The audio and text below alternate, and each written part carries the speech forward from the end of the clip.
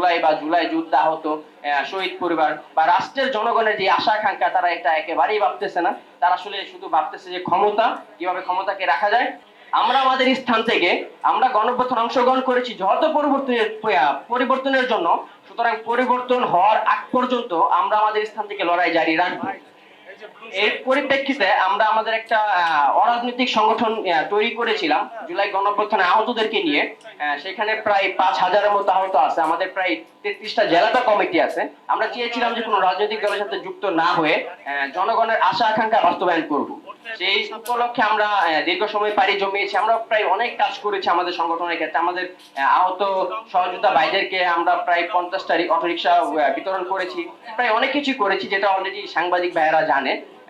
আমরা চেয়েছিলাম আসলে আমরা কোন রাজনৈতিক দলের সাথে যুক্ত না হয়ে দেশের জনগণের যে আশা আকাঙ্ক্ষা আছে সেটা বাস্তবায়ন করব।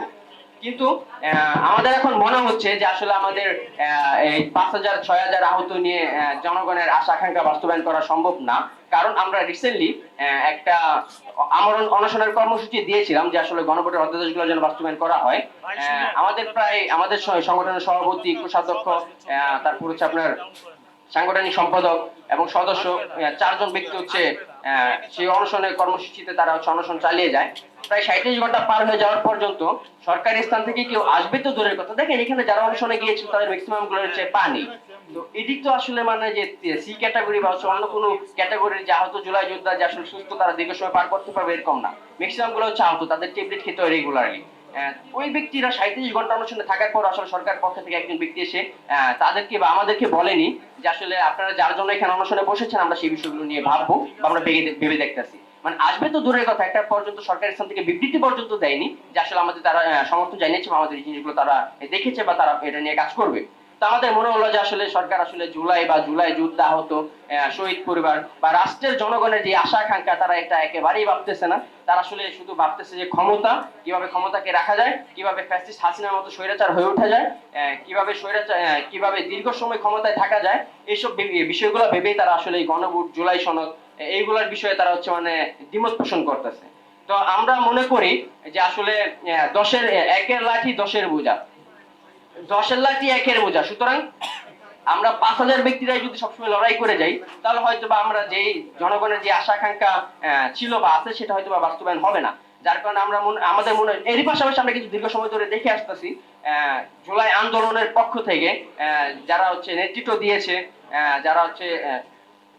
যারা হচ্ছে এই আন্দোলনকে ধারণ করতেছে, যেমন জাতীয় নাগরিক পার্টি, তারা কিন্তু সবগুলোতে হচ্ছে মানে হ্যার পক্ষে বা জনগণের আশা আকাঙ্ক্ষা কিভাবে বাস্তবায়ন করা যায় তাহলে তারা কিন্তু সেটা নিয়ে ভাবছে। আপনি যদি দেখেন যে সংস্কার, গণভোট, জুলাই সনদ বা হচ্ছে জাতি যেটা চায় যে 70% জনগণ যে জিনিসটাকে ভোট দিয়ে জয়যুক্ত করেছে, যে পরিবর্তনটা চায় এনসিপি জাতীয় নাগরিক পার্টি, সেই দিকেই তাদের হচ্ছে মূল লক্ষ্য বা ফোকাস।